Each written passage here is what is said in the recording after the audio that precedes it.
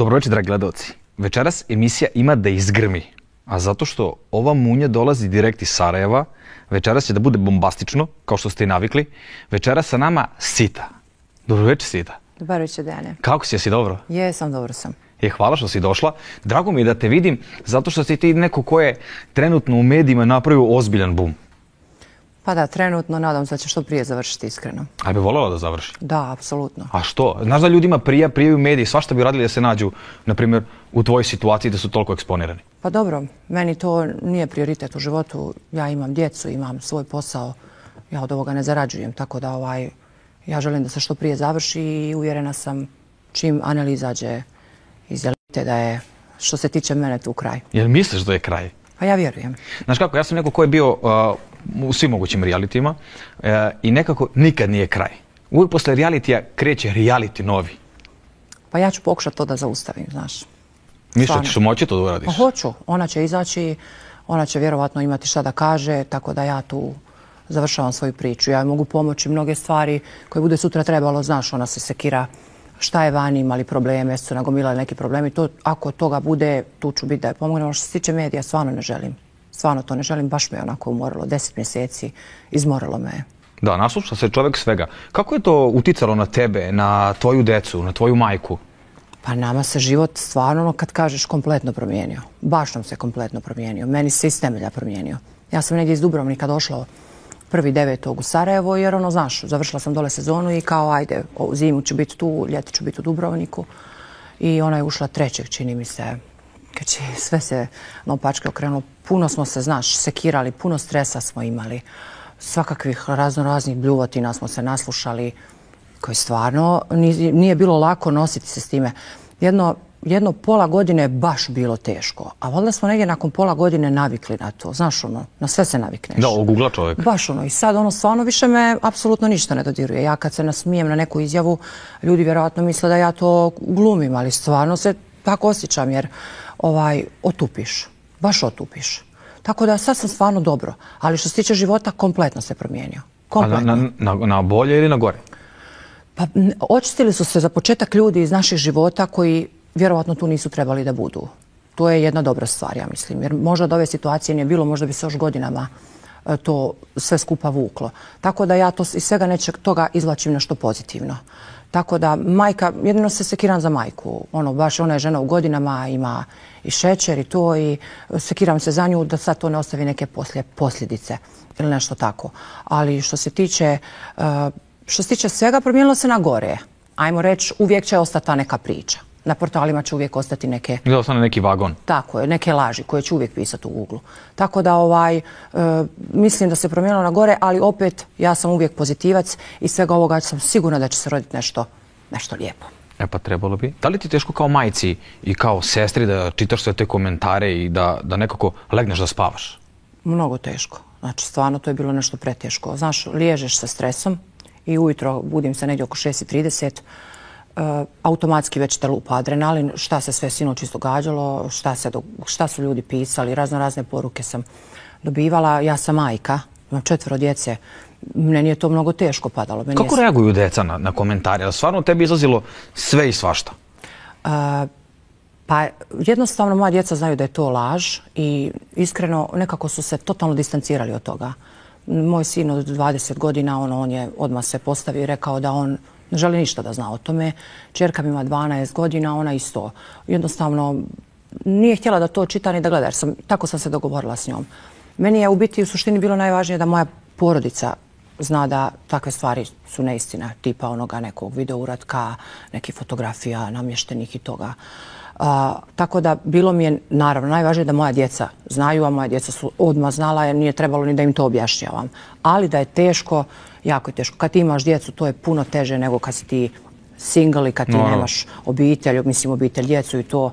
Tako da stvarno sam prošla golgotu. Baš ono što ti kažem, liježem sa užasnim adrenalinom i budim se sa užasnim adrenalinom. Pa da ne smiješ ujutro da ustaneš, probudiš, uzimaš telefon. Vidiš ludilo već na telefonu. Da, šta je sad? Fazonu. Hoću li prvo da pijem kafu ili ću prvo da čitam, ne znam šta da radim. Ali sad je to sve, otupila sam. Vjeruj mi da više ne otvaram poruke. Ali djeca imaju problema u školi, na ulici? Nisu. Stvarno nisu imali problema. Je nekako, ne znam nikad mi niko nije uvrijedio dijete ili rekao nešto tvoja mama ili ovo ili ono. Totalno nekako je to sve prošlo stvarno što se tiče toga gleda. Kako komentarišaš ti sad, na primjer, eto, deca, u stvari te pitam prvo, šta je sa Norom? Gdje je Nora? Nora je kod mene.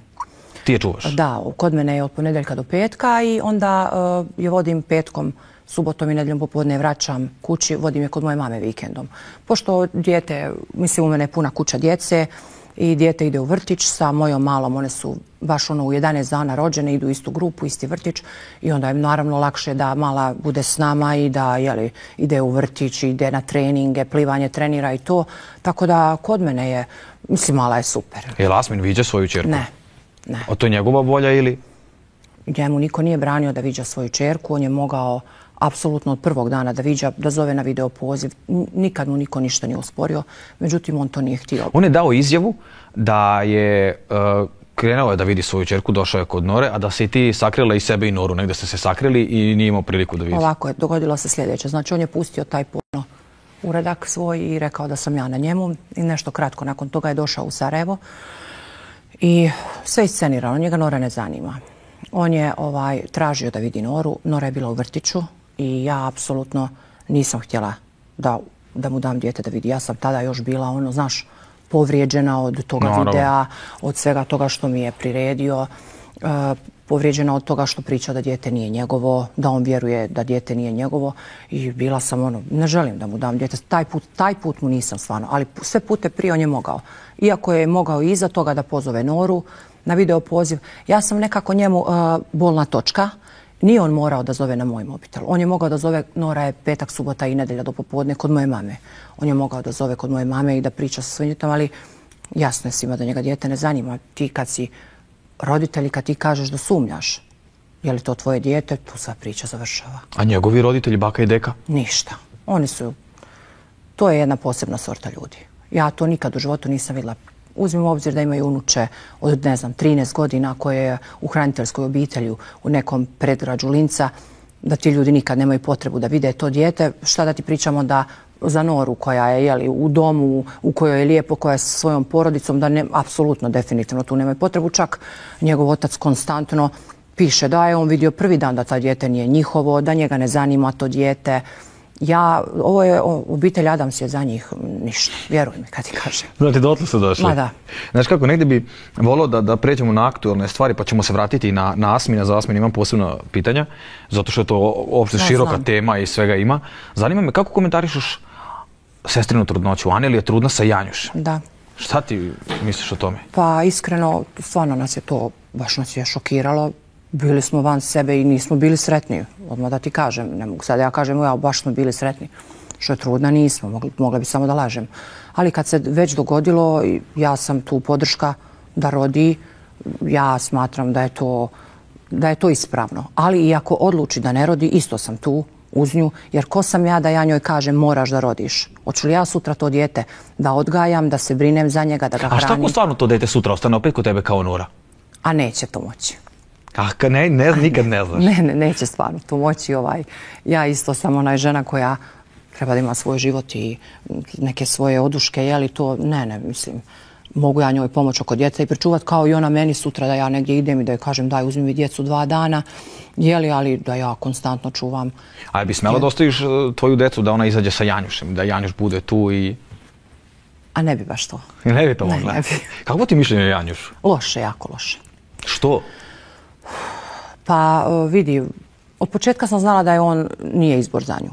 Kad se dogodilo sve nešto se dogodila mu se tragedija i to i bilo bi surovo od mene da ja ne podržim tu negdje njihovu ljubav. Ja sam podržala stvarno to i rekla sam čovjeku se dogodilo što se dogodilo, ajmo mu pružiti šansu da pokaže da može i onda krene iz početka. Znači, izgubio je brata, svašta nešto i bila sam uvjerena da će se nekako da će ga tragedija trznuti. Međutim, on je pokazao jedno kratko vrijeme da on kao nju voli i to, međutim on je svima nama zamazao oči. On nju ne voli, ona njega ne zanima, ovo je sve u njega reality. Ja kasnije kad su ljudi krenuli da mi šalju kompalacije klipova njega i Maje, sve je identično. Evo i sad imamo identično i trudnoću. Znači kao s Majom i u biti on nju u suštini indirektno nagovara da ona pobaci i da ona u realitiju se izjasni da će pobaciti, tako da on se opere od svega toga, kao to je bila njena volja, da ona bude najgora, a da on bude neko ko je žrtva čije je dijete ona pobacila. On sve igra planski, nikad, vjerovatno ćeš me pitati, ali nikad mi više nećemo podržati taj odnos. Ona ako odluči da bude s njime, ja joj neću nikad smetati. Ko sam ja da ja njoj smetam? Pa mislim, ja ne mogu svojoj djeci da izaberem s kime će biti. Naravno. Ali ja to aminovati neću. Nikad. Nikad neću biti mirna ako ona odluči da povede Noru sa njima da žive u Beogradu ili bilo gdje, nije bitno. Nikad to neću. Nikad neću imati mir. Ali ja znam da Anneli ništa od toga neće uraditi. Ona je dole u zatvorenom prostoru i ona kad izađe neće svega par dana treba da ona dođe sebi. Taj prostor čini šta čini, to je jasno ko dan. Svi mi da smo zatvoreni s nekim, teško bi se odvojili od njega. Čim ti izađeš vani, čim ti porazgovaraš sa nekim normalnim ljudima, vidiš neke stvari, ona će sama sebi reći, Bože, šta sam ja radila, šta sam ja pričala, sam li to ja? Jer ona je uvijek u vezama bila dominantna. Tako da meni uopće nije jasno, znaš, ovo što ona pušta, ovo što ona dozvoljava, ona je bila u vezama sa ozbiljnim momcima, sa... Pa dobro, Janjuš je ozbiljan momak. Ma jeste, u kasinu. A znaš kako? On je lik koji svake godine ulazi u reality, svake godine ima neka priča koja se vrti oko njega, uvijek ima neka devojka. I uvijek tu bude nekako iznad, napravi neku humor situaciju kao što ima na početku Anneli, Uroš i Janjuš. Oni su bili trio koji su bili jako interesantni. Međutim, eto, to se skroz prebacilo u nešto drugo i eskaliralo je do te mere da kada uđu uz neku scenu, izađe mi na internetu, bude blurovano. Sad tu već vidiš da negde dolazi do neke vrste nasilja ili će se dogoditi nasilje.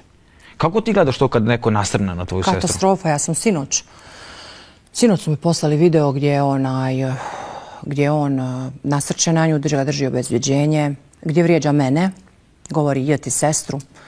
Čemu potreba da ti mene vrijeđaš? Ja nikad nisam uvrijedila ni jednog člana njegove familije, ni Anneli. Nikad. A on konstantno vrijeđa moju majku i mene. Sve ću vas, ne kako je govorio, sve ću vas samljeti. Konstantno nas uzima u usta. Znaš, dira se u familiju, to ne treba da radi. A što ste mu vi krivi? Ništa mu nismo krivi. Očito mu je krivo što ne podržavamo više taj odnos. Šta da podržimo? Nasilje. Psihičko nasilje, fizičko nasilje. Malo se ko osvrće na to da on vrši i fizičko nasilje. Znaš, valjda ove sve uvrede pokriju nekako ovo fizičko nasilje, pa se to nešto ne ističe, da neko nešto komentira, ali on konstantno vrši fizičko nasilje. Gura je, štipa je, stiska je. Znaš, stvarno malo fali da je prebije. Da su vani, vjerovatno bi je do sad i prebio. A kad sedite kući, kada pričate, sad saznali ste da je Anneli trudna i sad pričaš sa majkom, jel ste vi za to da ona to dete pobaci ili... Vidi, ja nikad joj u životu ne bi rekla da pobaci. I ja osobno to nikad ne bi uradila. Tako da ne mogu ni njoj to da kažem nikad. Ja sam uz nju da rodi, šta bude mogla, ja ću biti tu da joj budem podrška.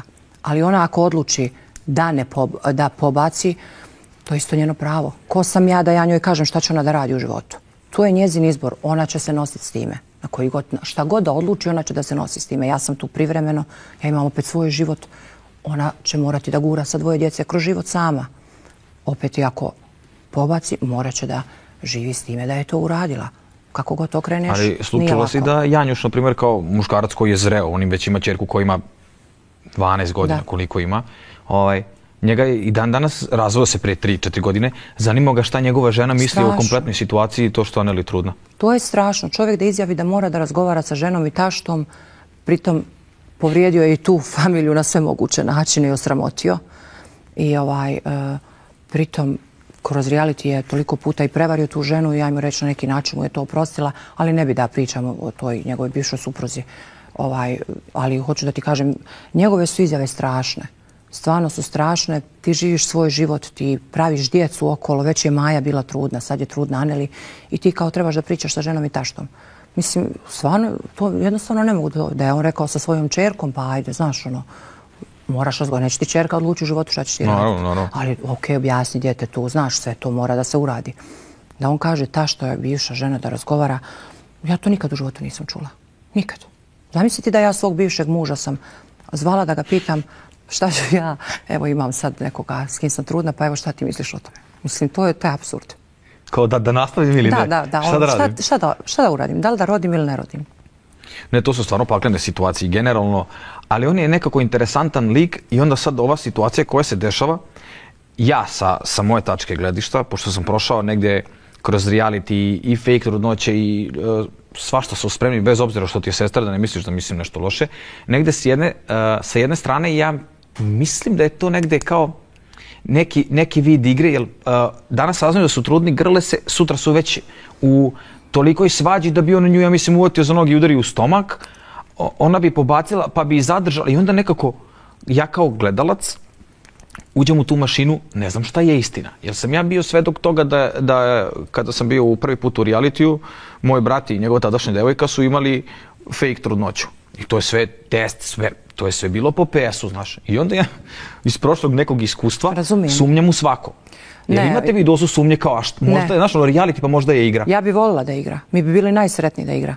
I znači da nije trudna i da ne mora ni da čistini, da ima ikakvu povezu. Mi bi bili stvarno najsretniji. To bi meni bilo takvo olakšanje da je meni neko šapnuo, opusti to, znaš, to je igra, opusti se. Ali stvarno nije, jer u kontaktu sam jeli sa ljudima koji su je vodili i doktoru i to sve, jer sam se brinula zbog tih nekih lijekova koje je pila.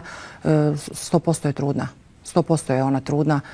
Kažem ti opet, ja bi stvarno volila da je to igra i bilo bi mi ono baš drago, ali ne, trudna je. Trudna je 100%. Znači 100%? Jest. Ti kao sestra imam osjećaj? Da, znam 100%. Znala sam prvi put kad je rekla da je kasnije, ja sam odmah rekla ona je trudna. Nadala sam se da nije, ali sam odmah rekla ona je žena koja je već bila trudna i koja zna kako izgleda trudnoća, tako da znala sam, eto, nadala sam se da griješi, ali nije pogriješila. Šta je tu je? Dijete je Božji dar, to Bog tako da i ako se rodi dijete, dobrodošlo je kod nas. Svakako. A šta misliš to, imala je seks pred kamerama? Jesi mislila da do toga neće doći? Jesam, mislila sam. Kad je ulazila, kad je već nas dovela pred gotov čin, šta smo joj rekli, to je nikakve veze i odnosi, ništa. Obećala nam je, to je baš obećala, međutim, nije ispunila obećanje, ona to zna i zato ona svako malo plače. Ona zna šta je ona nama s time uradila. Mi inače imamo baš onako velike predrasude prema tome. Te odnose u svojoj kući radi šta hoćeš. Znači, ali te po realitiju i to uvijek smo komentirali, katastrofa, šta rade, kako ih nije sramota. Da. Znaš ono, jer imaju oni kući familije i evo, moja mama pogotovo, ona je baš onako puna tih nekih predrasuda. I evo, dočekali smo to, ona to zna. I zato ona svako stalno ima s njime probleme. On svaki dan to traži, ona njemu govori da neće i kad ona neće, on joj pravi probleme, svađa s njom, izbaciva je iz rehaba. Ma, on je čudovište. On bukvalno nju prisiljava. Tako je. Preksinoć je došao u krevet, kao ajde da se pomirimo, neka spika, znaš šta, samo da je odvede u rehab, da on zadovolji svoje potrebe i sutra da je opet izbaci iz rehaba. On je stvarno čudovište, čovjek je čudovište. Je ona generalno tako da je popustljiva ili ona imala kao zid neki gledaj, ona je gard? Prije bila stvarno jaka onako, ali ovo kad je sa ovim Asminom bila, on je stvarno nju psihički i iskoristio i izmaltretirao, manipulirao s njom i znaš, dogodila se kasnije situacija, prevario se Stanijom, ostavio je, otišao je. Ona je baš puno patila. Ona je u reality ušla iz inata. Ja sam u to sigurna. Sjećam se te priče kada je bilo. Ušla je iz inata, jer znaš kako ti je to krenulo? Ona je to sve, mi smo to saznali da je on sa Stanijom i to, jer on je objavljivao te neke storije na WhatsAppu, ali samo da ih ona vidi, znaš. Nisu drugi mogli vidjeti. Mi smo provjeravali, mi ne vidimo, ona vidi. I ona je ubrala da je to Stanija, zgrade, one zgrade u Miami, znaš kakve su, vidlo se u onim ogledalima, na očalama, znaš, svaki detalj si gledao. I kada je, ona više nije mogla da izdrži, ako je ona ušla u reality, ona više nije mogla da izdrži, ona je htjela da to da u novine i jedna novinarka koju je ona kontaktirala je rekla stani, daj da nešto kao provjerim pa da vidimo šta ćemo. Međutim, ta je novinarka iskontaktirala vjerovatno produkciju i nakon par sati ju je pozvala i pitala je bi li ti ušla u reality. Pa vas pitala za savjet tada? Ili ste vi znali samo kad je potpisala? Ne, mama je znala. Kad je išla potpisivati ugovor, mama je išla s njom. Došli su oni u tu Bosnu da potpišu ugovor. Tako da ja nisam znala ništa. Tebe su krili? Od mene su krili. Ona je mene 39. nazvala i rekla mi ja sad sutra putujem za Sarajevo, pakujem se, selim. A ona mene zove i kaže, znaš, ja ti moram nešto reći. Evo, kao ja mislim, ono, ne možeš ući, moram ući, ja sam potpisala, ja moram da uđem, ja te samo molim da mi budeš podrška. Ono, čisto, znaš. Stani, tad se svedeš, ti si bila upućena u situaciju Asmin, Stanija i Aneli, sestra. I ona tebi nije rekla, ali negdje već planirala da ćeš ti čuvati Noru, tako da nije mogla njemu ostaviti. Pa nije mogla njemu ostaviti, znači, nikad mu ne bi ostavila dijete. Prvo, on njega ne boli briga za dijete. On nema ni u sebi ništa ono kao otac, znaš, nešto. Mislim, to se vidi oni svi kao cijela porodica da nisu normalni. Da nemaju to u sebi, razumiješ, uopće. Znaš, ono, mi kao porodica, mi se isto posvađamo i naljutimo jedni na druge, ali ginemo jedni za druge. Znaš, nikad neću poći blatiti svoju sestru ili brata ili majku. Hoćemo mi između sebe reći, vidi šta je uradila, vidi šta mi je rekla, vidi šta mi je napisala, ali da ja idem okolo da blatim kao što oni rade. Njegov otac njega blati na sva zvona, znaš, oni su takvi, njima je to normalno.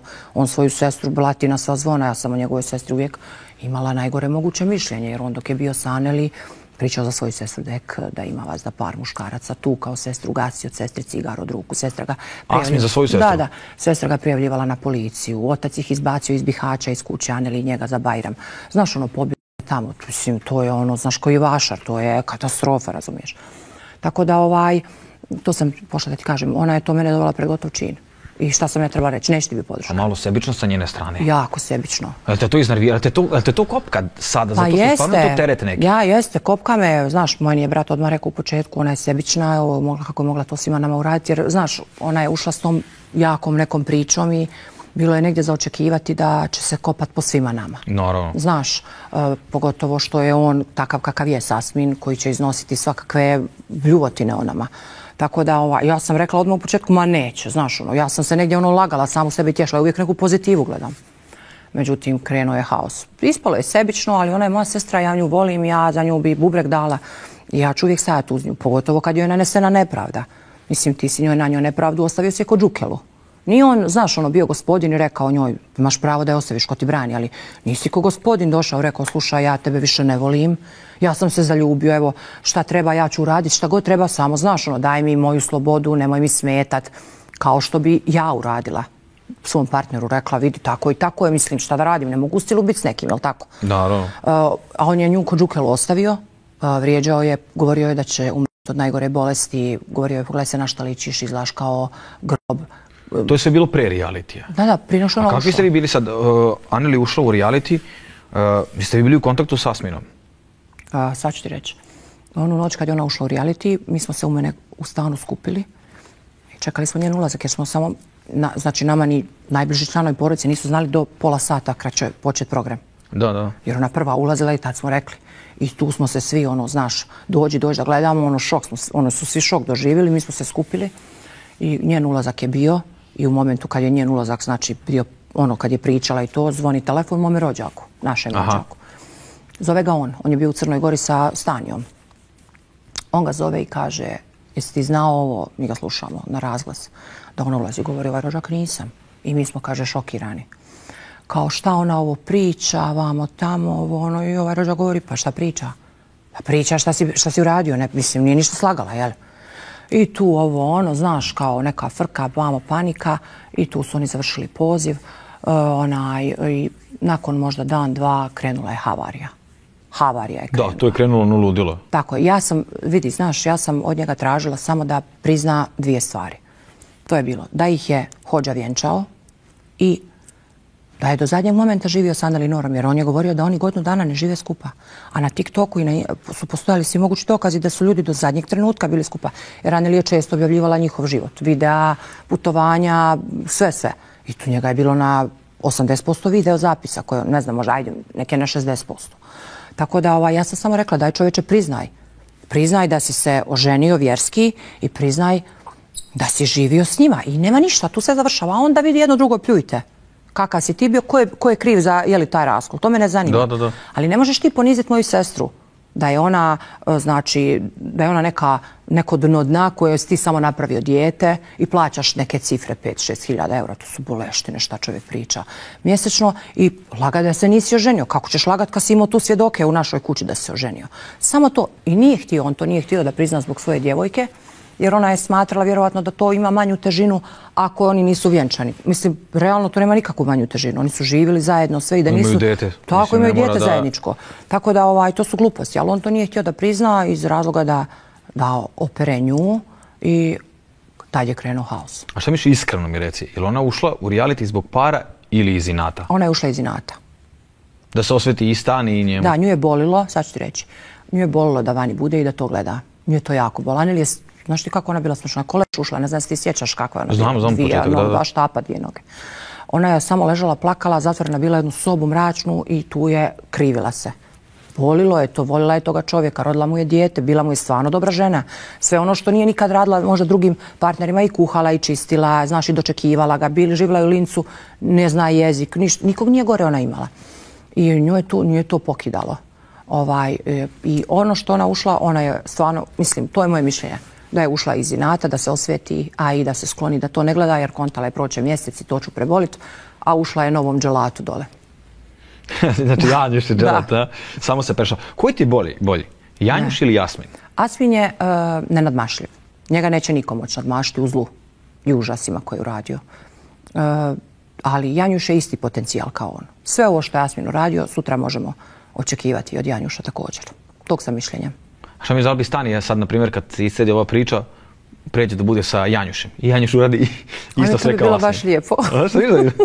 Viš, nije mi to palo na pamet. A šta misliš, što je Stanija ostala s Jasminom? Jel misliš da tu postoji neki razlog onako ogroman? Postoji ogroman razlog. Ljubav ili interes? Nema tu ljubavi i tu više nema interesa. Jer ona je vidjela da on nema taj novac koji je on pričao da ima. A juče je pokazao? Pa jest, to ne lažne eure.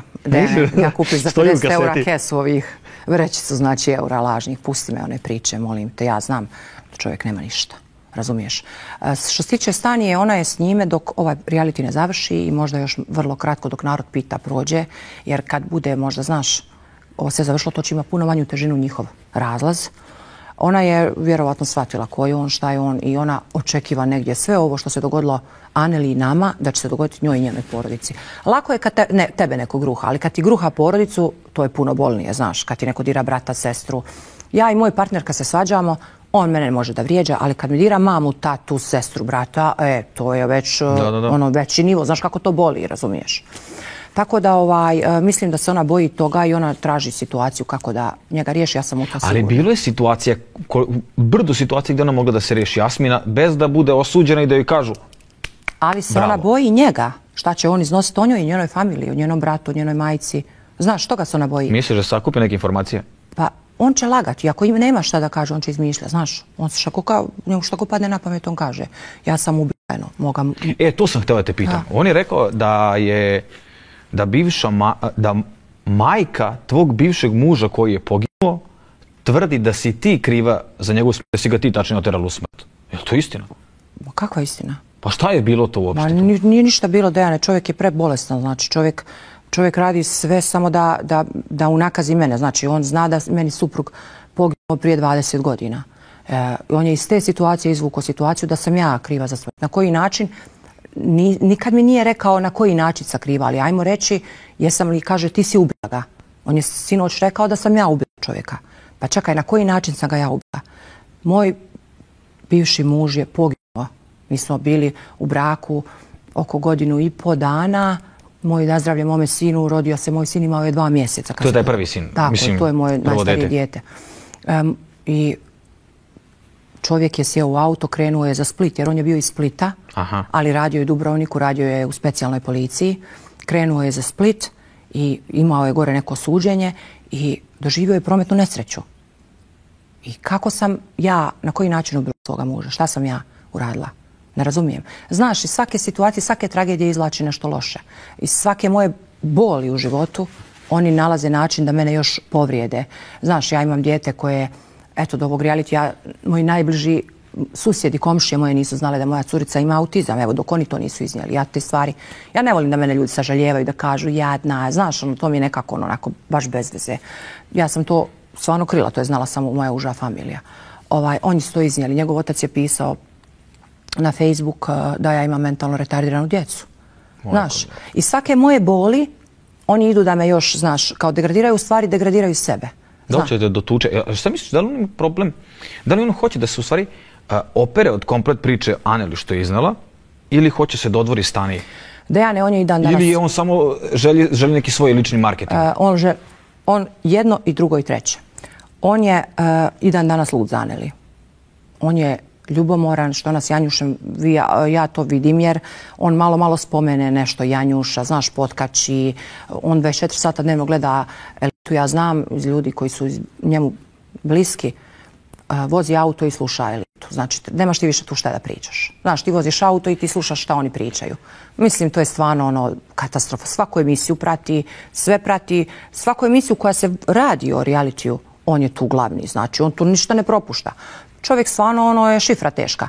On je lud za Aneli dan danas. Prvom prilikom kada njega Stanija nogira, on će krenuti da pokušava da nju vrati sebi. Ja sam u to uvjerena jer on, na primjer, ima djevojku od prije neku. Ja se sjećam, Aneli mi je pričala. On je to djevojci pisao, ne znam nakon koliko vremena, više nisu skupa. On uvijek želi da manipulira s tim nekim svojim bivšim. Ima taj poremećaj, znaš. Isto je to i, na primjer, djevojci, sjećam se da mi Aneli govorila, isto je ovo radio. Samo što ovo sad imao veliku težinu kod nas. Ovo je Balkan pokriven s ovim medijima. On je, na primjer, tu bivšu razvlačio po Facebooku, po Instagramu, pisao njoj svašta. Sve isto ko nama. Nema struju, nema vodu, nema para, ukrala mu auto. On je to sve pisao. Znači, to ljudi znaju iz njegove blizine koji su to pratili.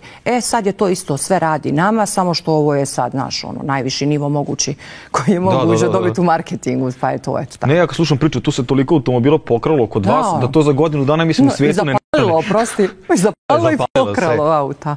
Svašta je mi smo stvarno svašta njemu jednom uradili. A šta misliš, sad raskinu oni Stanija i on odluči da opet ima komunikaciju sa Aneli, Aneli odluči da Nora viđa oca, to je otac deteta, da se tu eto napravi neki balans i on opet izmanipuliše i pomire se. To je nemoguće. Nemoguće da ja ne vjerujem. Misliš da ne bi poklekla? Ma kakvi, nema šanse.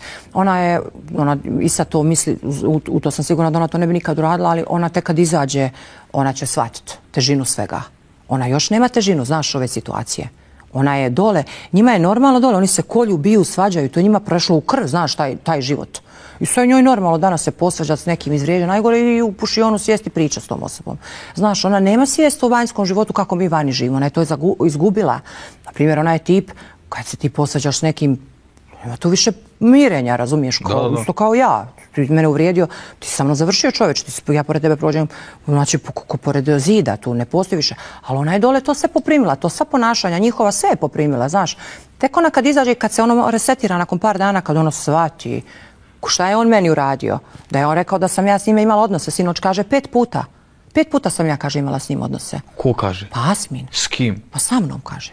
Majko mila. Znači, sinoć kaže, to kao nekad je snimak, prvo je rekao da sam ja na snimku, pa je prije mjesec i po dana, 2, ne znam koliko je prošlo, rekao da ja nisam. Demantovao se. Znači, rekao da nisam. Onda je sinoć u svađi opet rekao da ja jesam i kaže, i to sam 5 puta, kaže, bila s njime. Prije je pričao da sam pisala poruke, da sam luda bila za njim. Pa gdje su te poruke? Gdje je to?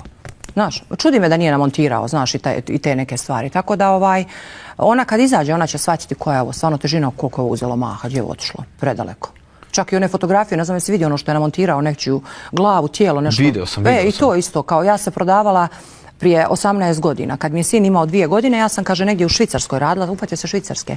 Nikad u životu u Švicarskoj bila nisam. Da, bila je priča da si ti u Švajcarskoj snimala ljude koji dolaze, koji ono kao... Kao kod prostitutki. Da, kod prostitutki, da, i ucenjivala si te ljude koji su dolazili da poruči seksualne odnose. Ovako, znači, prvo nikad u životu nisam bila u Švicarskoj. Druga stvar, kako sam ja tolike silne ljude ucenjivala, ja živa još, ja ne znam stvarno kako me neko nije unakazio bar. Ono, znaš, da me neko bar prebio, nešto tako. Pa imaš na kaseti, ne smiju, kao, znaš? Da, kao ne smiju. Znaš, ono, toliko ja ljudi ucijenila, toliko sam ja tako zla uradila, toliko kriminalnih radnji, ubistva, auta u dijelove prodavanja. Ja dana zatvora nemam. Ma što ima potrebu to?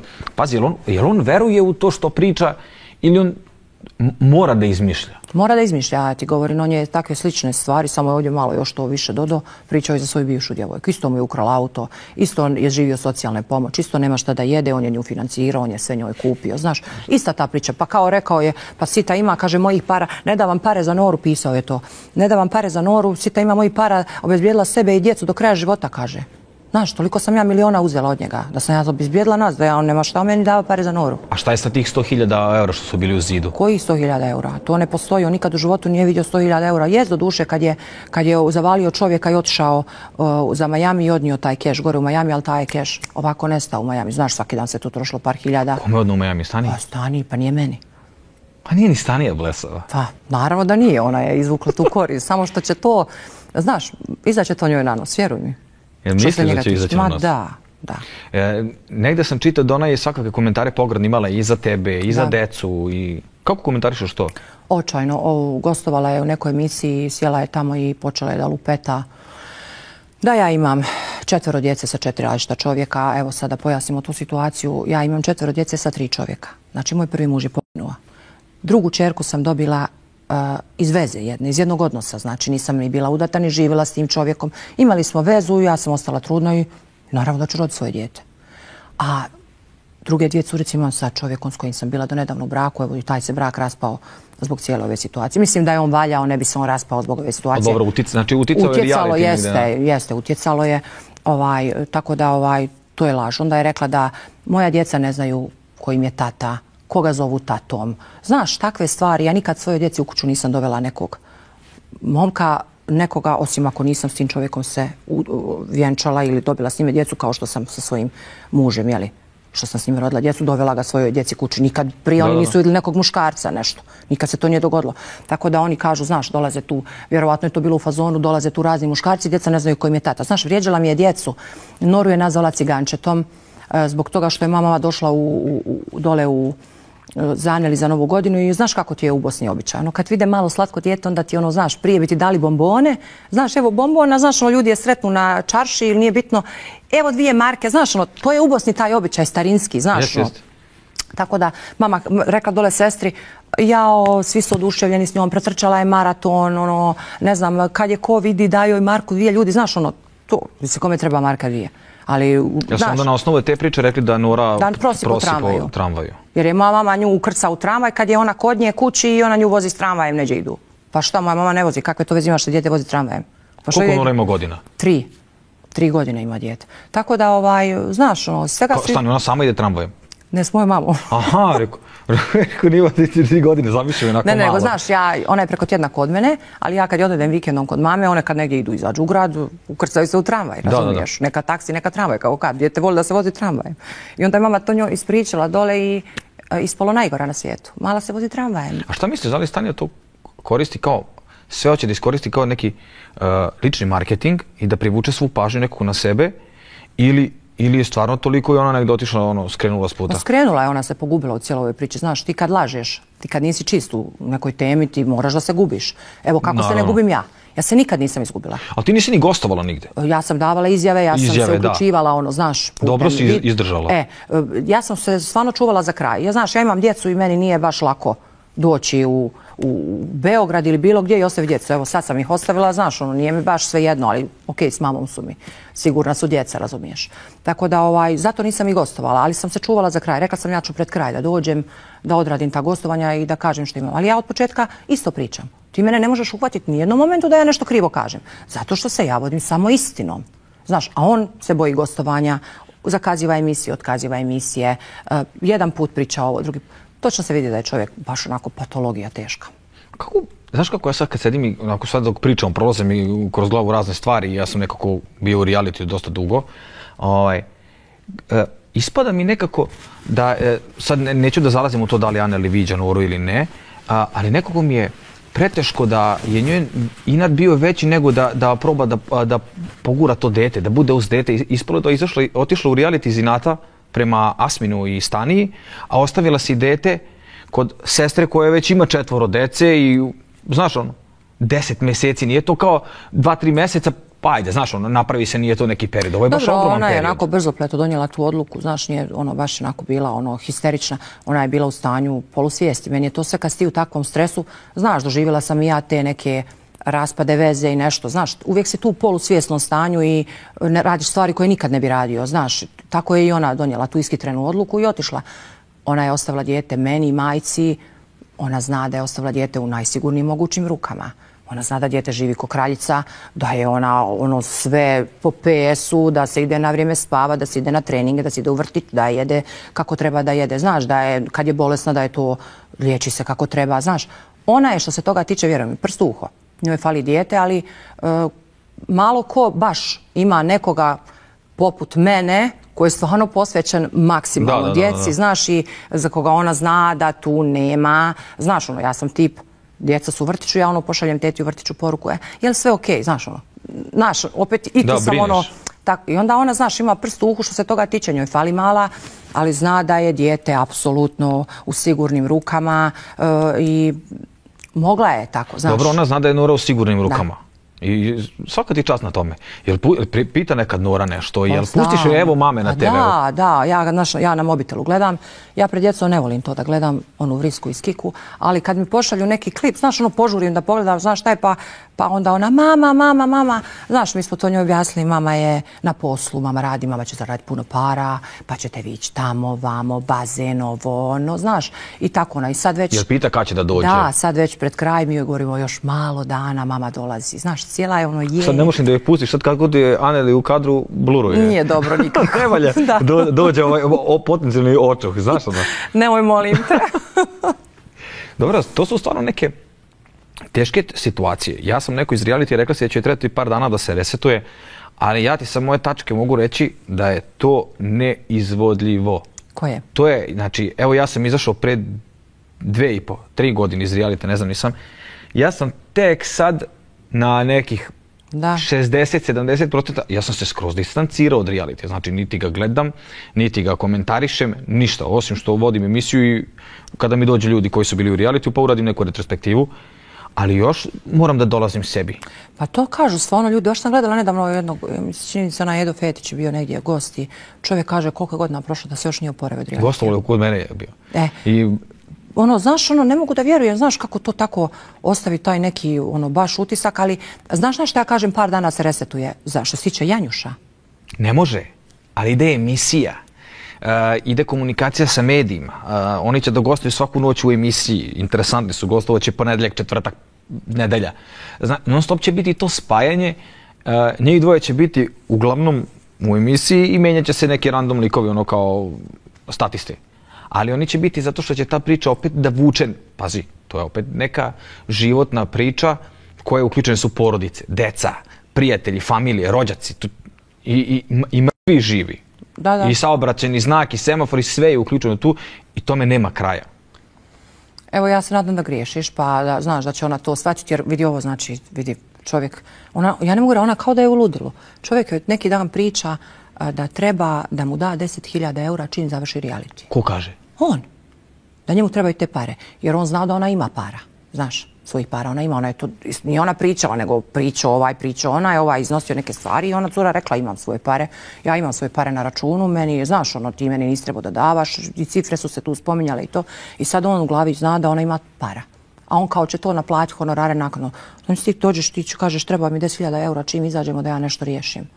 Znači, ona to stoji i gleda. Ja ono, znaš, ja kontam, da li ti uopće shvaćaš da taj čovjek tebe samo želi da iskoristi, da ti izvuče novac i da te nabije nogom guzu, kao što tvamo se te koristi za ove, znaš, potrebe, pa te izbaci iz rehaba, tako će te vani koristiti za financije, jer on to ni ne krije. On, pazi, pitao je koliko ima para. Nije on nju pitao. Dogodila se jedna tema u koju su ono, znaš, unijeli pitanja novinara šta je bilo već dole i onaj, znaš, nju je pitao neko od njih gore u studiju koliko je li istina da si imaš te neke pare, nešto što je ovaj iznosio, znaš, i to. I onda ona rekla, da, imam te pare, ja sam te pare dobila kako sam dobila, znaš, i sad on zna, razumiješ, da ona ima neku cifricu. I sad on, znaš, već u svojoj glavi kalkulira kako će on to njoj izvući. Jer evo ja stvarno to sad ne bi rekao do neki dan da nije on njoj rekao da mu treba da da 10.000 eura. Za šta? Kada je 100 dinara. Čekaj, za šta da mu da? Da. Za šta? Znaš, izlazile su tu razne prepiske gdje je on tražio novac od nekih žena, ne znam da li si ti to upratio, znaš. Te su žene to objavljivale, kačile po Instagramu, slale mu preko Western Uniona, znaš, izlazile su te uplatnice i to. Mislim, kad ona to sve shvati, razumiješ da od te priče više nema ništa. Ko želi da mu muškarac, otac djeteta, žica pare od žena, mislim. Žena ka žica pare je dno dna, a kamoli muškarac, razumiješ? Tako da to će sve nju ohladiti. Zato ti ja kažem negdje da će trebati mnogo više da izađe iz svega toga, jer ne pričam ti ja kao pretpostavljam da je, nego ja sam osjetio lično na svojoj koži kako to ide. Non stop si vezan za te neke likove, ja sam i dan danas vezan, to prošlo je koliko hoćeš vremena od tada i dan danas ista priča, isto sve, isto ljudi komentariše, pogotovo što komentari su sada dostupno je svakom da ima internet, telefon i svako će ustati da piše sve i svašta. I, na primjer, isto bila je priča za auto što ti je Aneli ostavila. Nije ona meni ostavila auto, to su gluposti Dejane. Pa i ispričala. Ma da, ona je kupila auto, ta firma je bila... To je rekao kada su se suočili. Ma da, niđe veze, znači oni su kupili auto, ta je firma bila, on je otvorio firmu na njeno ime, jer on ne može telefon uzeti u Austriji. On je svugdje blokiran, on je na crnim tim listama. Njega su objavile austrijske stranice da je prevarant. Njegova slika, ono znaš preko oči samo stavili. Sve to ima na Google-u. I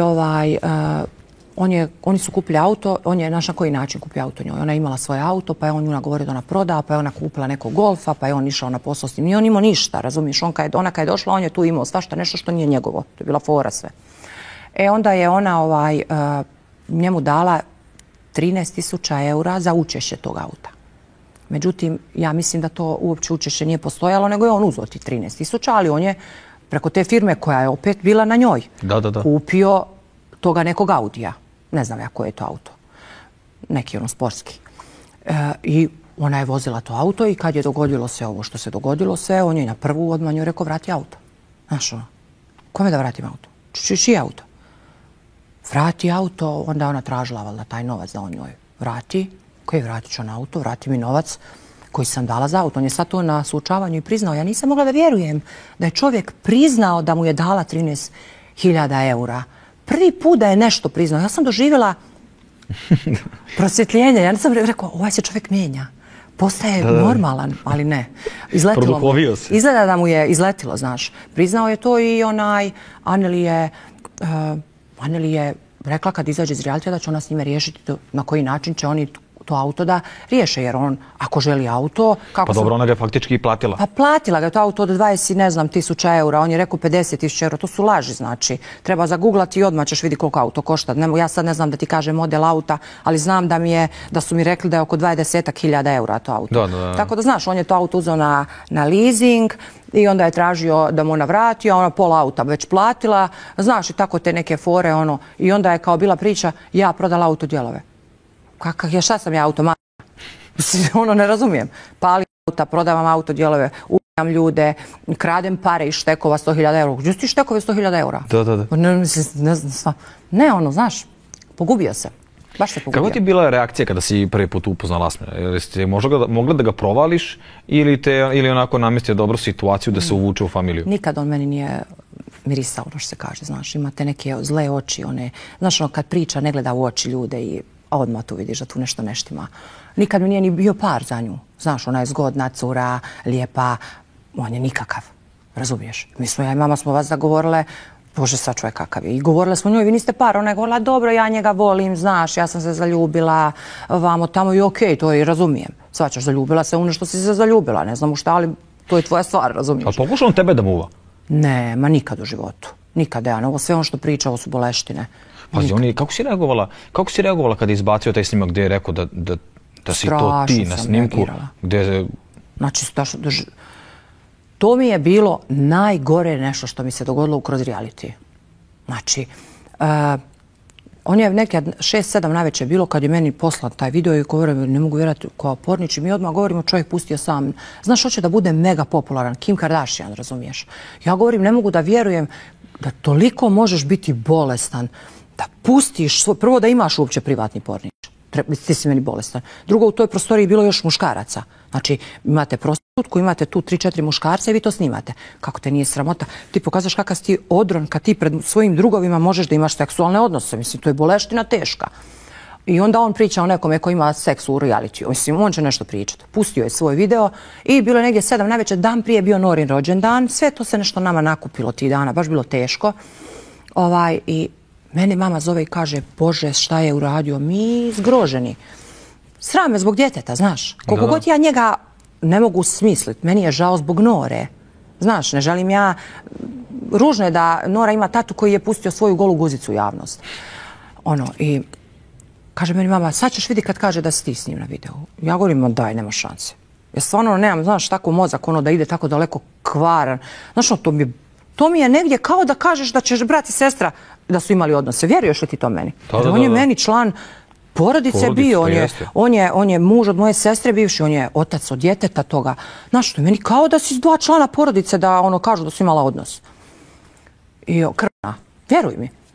Ja sam ti negdje legla, meni vidim vibrira telefon, ludilo znači. Ja telefon uzimam, meni svi pišu poruke, pali na TikToku, on na jednoj emisiji tamo u TikToku. Ja palim, on kaže, jeste, Sita je sa mnom na snimku, kao ukrala mi je pare. Prvo je tako priča, ukrala mi je pare. Kad je ukrala pare, ja sam rekao, aj sad ovo. Znaš ta neka priča, fraza. Mislim, haos. Bože dragi. Majke mi, ja sam preplakala, ja sam dušu isplakala. Znaš, Dejane, znaš da to ljudi ne vjeruju, ali oni koji ne vole Anneli, oni će vjerovati. Neće ni on vjerovati, ali će te vrijeđati. Znaš, pročitaš komentare, razne, ljudi ti pišu.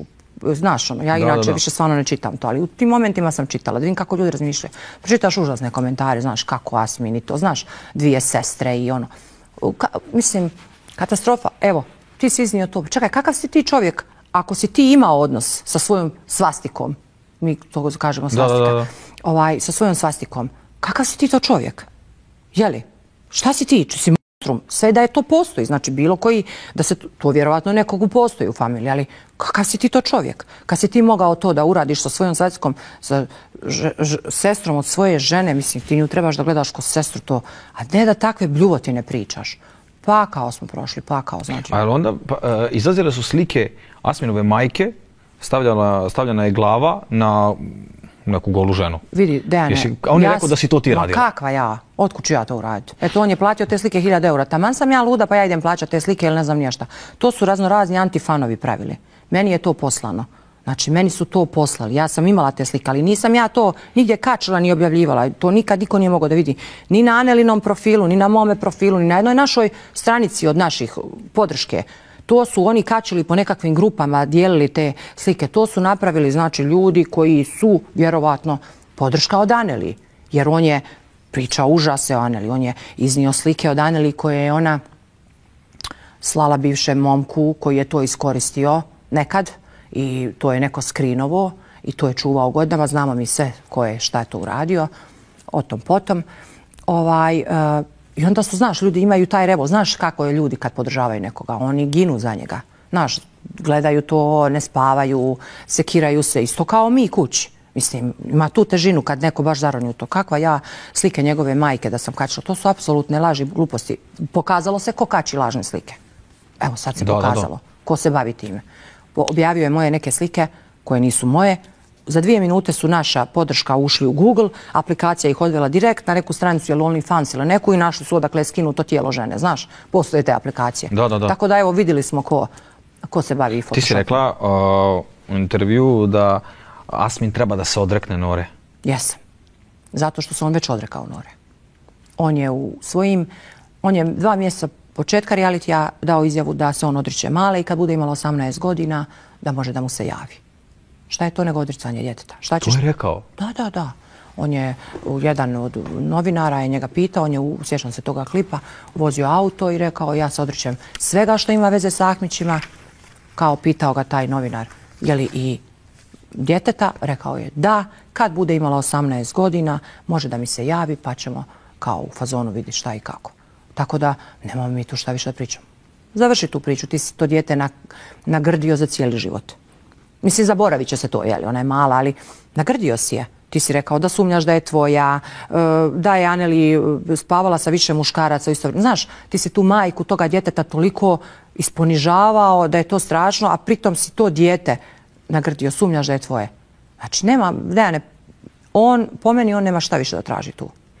On nije otac, on je monstrum. To je to. A šta misliš, je li Aneli ti nekad rekla da je on govorio to, na primjer, pre realitija, da sumnja, da nešto. Mislim, ja sam gledao njihove snimke sa TikToka, napravljena kompilacija, ono je neka idealna, lepa porodica. Šala, šoping, odlazak. Tako su živjeli. Valjda su bile neke šale, putovanja, šopinzi, znaš. Imali su oni svađe. Ko nema svađa? Svađali su se oni. Ali nije tu bilo... A sumnjao da je dete njegovo? Ma Dejane, kakve su to gluposti. On je u stanju sve reći samo da se dodvori drugoj strani i da opere sebe od toga da ne vodi brigu o djetetu 10 mjeseci, znaš. Ni na emocionalno, ni financijski, ni na jedan način. Sve je on u stanju da kaže.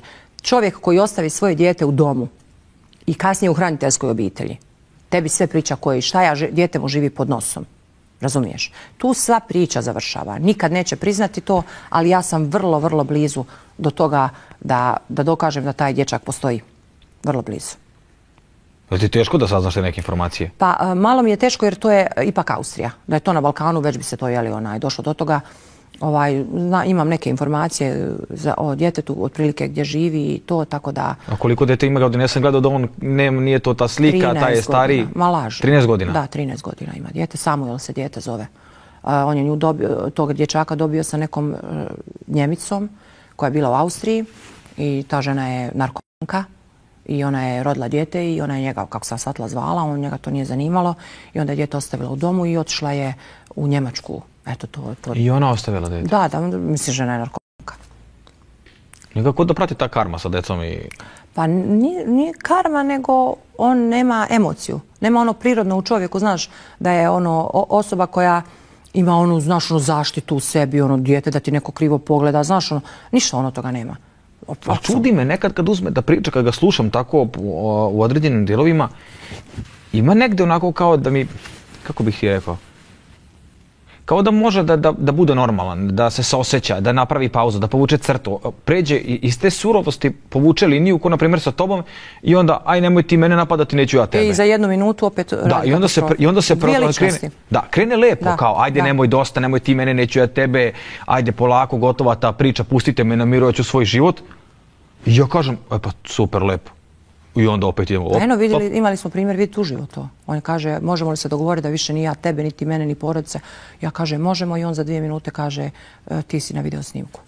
I ti si snimala ljude. Znaš, ima 2 ličnosti čovjek u sebi, to je teška šifra neka. A šta misliš da je Stanija ostala trudna? Šta bi bilo sa tim detetom? Isto. Dok bi se izgusto, znaš, nje, bio bi tu dok je dijete, on je, dok je s Norom živio Aneli, on je bio dobar prema Nori, on se igrao s djetetom, on je vodio dijete. Ne mogu ja reći da on nije bio tada dobar otac, ali šta tebi znači? Znaš što ti onaj fazon, bivša žena, bivša djeca? Ne znam, jesi znaš o čemu pričam? Ono, kad odeš od žene, nema više ni djece, znaš. To ti je taj fazon. Tako da isto bi ti bilo. Dok je sa njom, dok im je lijepo, dok su skupa, bio bi vjerovatno privržen i njoj i djeci, ali vjerovatno je on privržen djeci zbog te žene, ne zbog djece. Ja sam toga mišljenja. Jer kako ti možeš ovako preko noći prestati brinuti za djecu, kako ti možeš da ti u svakom trenutku ne znaš jel ti dijete ima temperaturu, šta ti je s djetetom, znaš. Tako da ima neku bolest, imate neke 2 osobe u njemu. Kod mene je bila jedna gošća koja je rekla da Stanija lažira trudnoću. Ja isto to ne vjerujem da ona trudna bila. Pa znaš šta su u početku rekli? Prvo su rekli, išli su pod ostrog prije realitija. Ja se sjećam tih fotografija. A onda kad je krenuo reality rekla da su zbog nas je imala spontani, zbog nas. Šta ste vi to pa uradili? Pa eto, mi tukli biće, pa je ona imala spontani. A onda je, idući nakon ne znam par mjeseci, bila u nekoj emisiji gdje je rekla imala je spontani pa je išla pod ostrog. Znači ti si imala, ako si imala spontani, ti si imala spontani prije reality, jer se ti pod ostrogom, mi se sjećamo tih fotografija, bila prije Anelinog ulaska na par dana. Tako da pokušali su nam nametnuti i tu neku krivicu kao gubitka trudnoće, ne znam nija čega sve, ali ja u tu trudnoću ne vjerujem, to je laž, to je bilo sve za marketing, to je bila sve priča. Je li to pokušala i Stanija da vam namesti ili samo Asmin? Oba dvoje, ona je rekla da je zbog nas izgubila dijete. Ona je to rekla? Da. Mislim, ja znam da je on bio komentarisao. Čini se, Neđe je bila... Da, to je bilo, a u Amidži je bilo posle toga. Znaš, tako, negdje je to rekla. Sjećam se da je to iz njenih usta izašlo. Da, sjećam se. Šta si odgovorila ti? Ja sam dala bila izjavu, znači da uopće kakve to veze ima s nama. Ovo što sam ti sad rekla, da je ona prije toga bila pod ostrogom, znači da je morala prije realitija da ima spontani. Ako je rekla da je išla pod ostrog nakon spontanog, znaš. Da. Ali ja uopće ne vjerujem da ona je bila trudna. Pazi ovo sada, dolazimo do teme koja je meni obrnula mozak naopako. Nikica je tvoj bivši muž, je li tako? Da. Za tog bivšeg muža ja sam čuo sve i svašta, a on je iznao o tebi sve i svašta. I on je u kontaktu s Asminom. Pred toga je bila priča, Asmin je rekao da je Nikica njega zvao u šumu da su mu nameštene batine. Je li to istina? Da. Da? Idi u šumu. Jao, Dejane. Nije to baš i dođi u šumu da su ti namještene batine. Njega je Nikica pozvao da se oni pobiju muški. 1 na 1. Da. Znaš, ali ne da se biju ispred hotela gdje on njega zvao, nego da se biju na ledini nekoj, znaš, ono, ko muški, kako se prije muškarci bili. Nije bilo pištolji i ovo ono, nego ajmo idemo sad na šaka pa ko koga. Ajmo od početka. Ja i Nikica smo bili zajedno 8 godina, imamo 2 djece, zajedno 2 curice. Zadnjih ovako godinu i po dana otprilike stvarno nam je bilo ono brak, ono, znaš, neslaganja, trzavice, razilasci, vraćanja i to, ali uvijek, znaš, trudiš se da sačuvaš nešto, imaš djecu. Kontaš, ono, stvarno sam se trudila, ono, svim silama. Imala sam taj prvi slučaj gdje mi je muž poginuo, drugi slučaj, čovjekom sam dobila dijete iz neke veze, znaš, ono, nije bio ni brak, ni ništa, ni suživot. I sad 3. put opet krah, mislim, ono, dokle više, znaš, ono. I stvarno sam se, ono, baš sam se trudila. Ali i on se okrenuo protiv tebe? Sad ću ti reći. I Nikica i ja smo se razišli bili 1.10. Prejeno je taj reality, to mi smo se bili razišli 1.10. Evo viš, nisam nikad još to u detalje pričala, sad pričam tebi. I nakon možda neka 4 mjeseca smo se pomirili. Nismo bili skupa ništa. Nikica se vratio, došao je u Sarajevo i to se skupa. Međutim, krenuo je tu zaštitnički prema meni, povrijedio ga i taj video snimak, to što je on rekao i to se skupa. Dao je čak i izjavu o Asminu, da je on lažov, da je Asmin konzumira raznorazne droge. Znaš, Nikica je bio jedno vrijeme gore s njime u Austriji, radio. Znači on je bio radnik kod Asmina? Da, otišao gore kad je bila korona. Znaš, nama je stao posao, ništa nije više, sezone nije bilo ništa i mi smo imali vozila, imali smo više vozila nego što ja sad imam, neki autobus i nešto i ajde, šta ćeš, kućeš, znaš, ono, ajde, odi gore pa da znaš, možeš da plaćaš to. Međutim, on je odozgor vrlo brzo došao, njega nije ni plaćao kako treba, ni to je bila katastrofa, znači, znaš, ono, kad je išao, isplatu je išao Asminov otac da mu da. I tako nagledao se gore svega s njime. I on je došao i dao je čak izjavu tu i rekao da ja nisam na snimku, da sam ja divna majka, da sam, znaš, i to sve skupa kako jeste. Međutim, Nikica je nakon nekog izvjesnog vremena, Asmin je došao u Sarajevo, Nikica ga je pozvao da dođe, da se pobije, Asmin je došao, izmontirao je sve to skupa. Došao sam, eto, nema, da ti ne pričam, to je zavrzlama, isfolirao je sve. I vrlo kratko nakon toga, svega 10 dana, Nikica je meni postavio uvjet, kaže ja ovo više neću, ti ćeš ostaviti sve, nećeš se više baviti realitijem, nećeš više biti podrška sestri, nećeš imati kontakt sa podrškom. Znaš kako podrška, zove te, pričaš, puno vremena provedeš na telefonu. I ja tu nisam pristala. Pa ja imam još tu svega par mjeseca, 3 možda mjeseca, znaš, da bi ja sad ostavila to sve. I prvo, ja sam ukaljana. Ukaljana sam, ja neću ovo tjeram do kraja. Razumiješ, nije to meni divno, ali moram. I on je tu, evo moram da kažem, sinoć je spominjao slomio mi laptop i mobitele, jeste slomio mi laptop i mobitele, uzeo je iz bijesa kao nećeš ništa i uzeo je slomio mi telefone. Nikica? Da, i laptop i sve to skupa, kao sad nešto, eto taman ja neću kupiti novo, baš ono.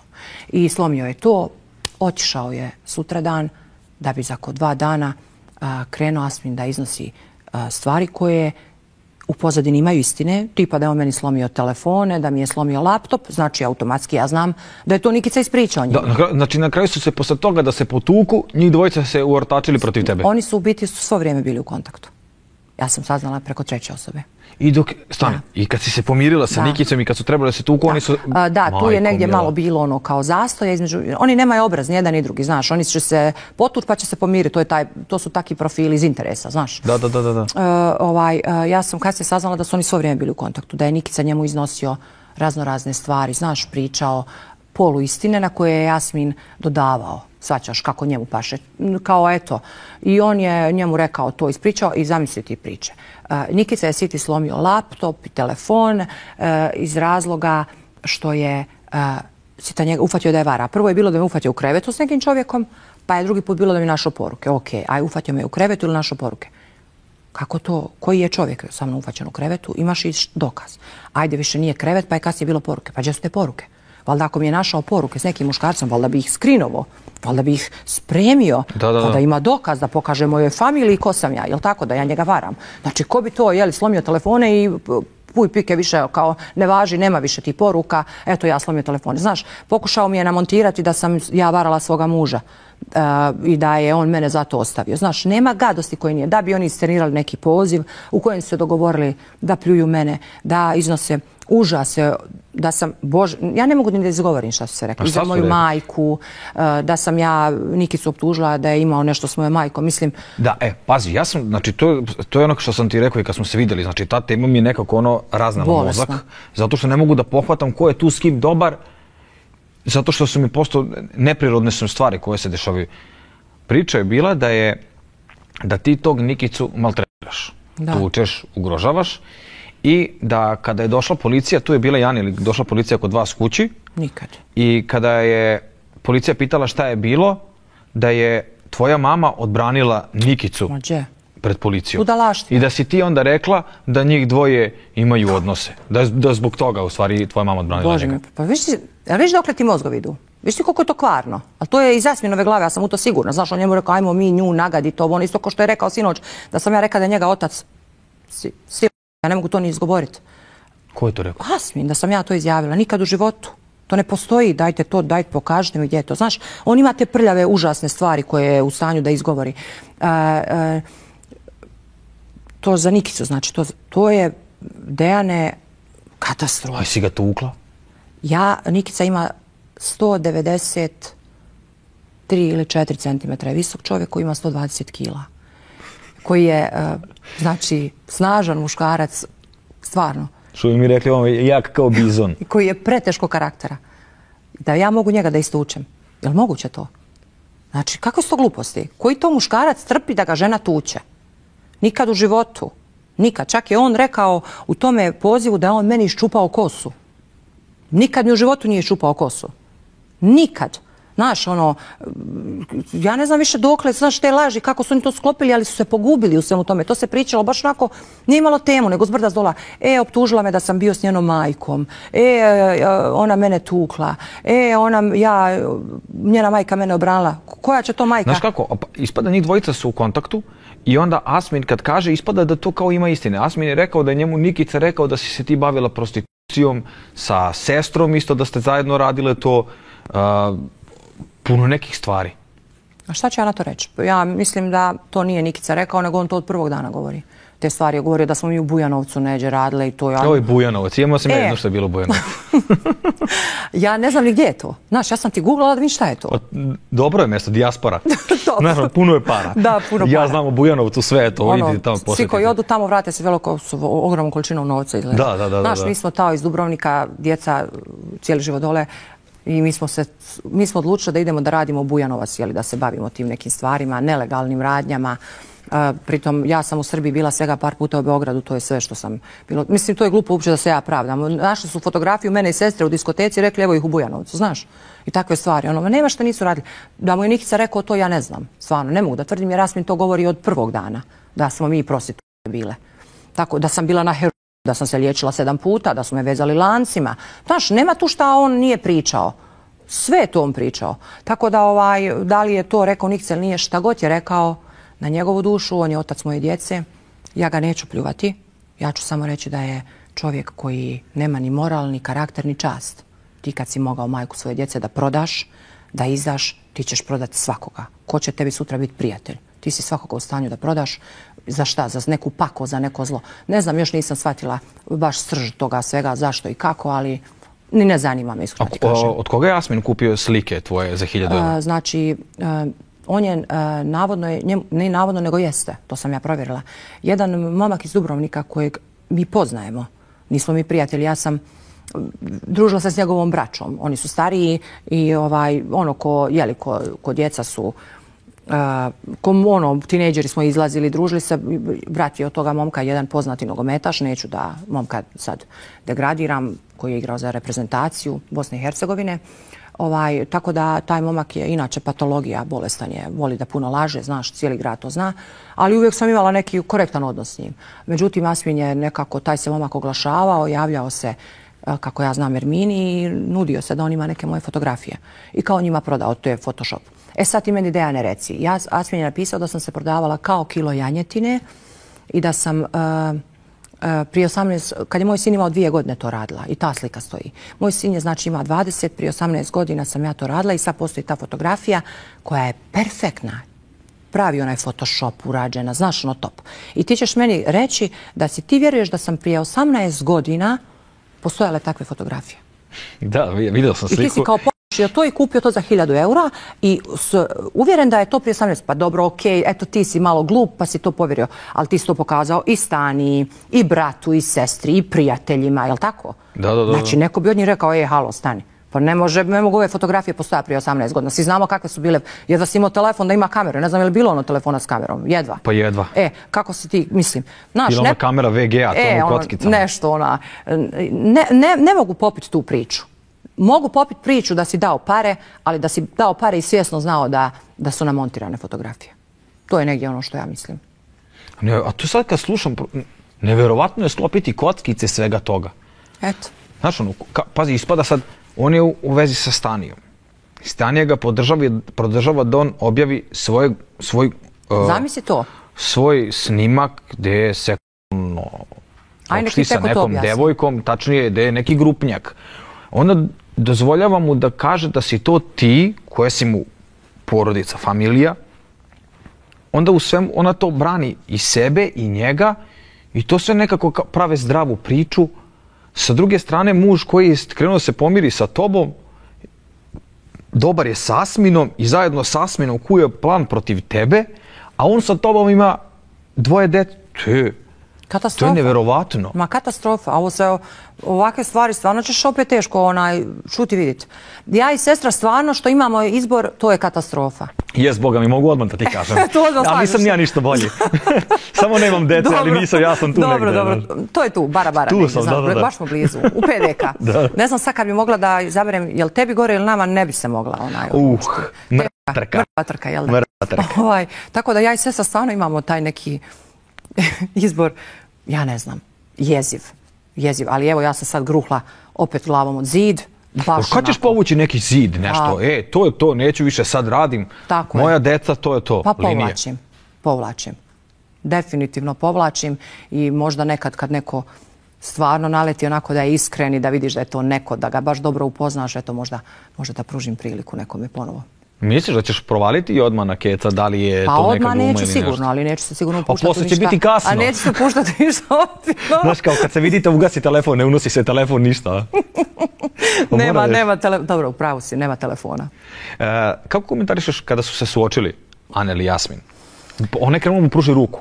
Da, opet s 2 strane to možemo da gledamo, ona je opet ima neku tu u sebi to, uvijek ljudima daje neku šansu. Gospođa je, znaš, ona to uvijek nekako da hoće da dostojanstveno iznese, ona njemu pružila ruku, ja sam već tu, baš sam poludila bila. Ajme, već me je znoj oblio, znaš, ajme, baš mi je bilo dobro. Jer ona je, znaš, to ono što ti ja kažem, ona nema svijest o vanjskom svijetu. Isto kao, znaš, ti si bio u realitiju, nisi imao svijest šta tvoja familija prolazi. Kontaš? Nisi imao svijest. Tako ni ona nema svijest. Donekle ima, ona se u momentima probudi, kaže, meni je teško šta moja majka i moja sestra prolaze, kako je si ti, znaš i to. Ali ona to opet brzo zaboravi. Kao da je pod nekim magijama, znaš ono. Tako da ona je njemu pružila ruku kao katastrofa.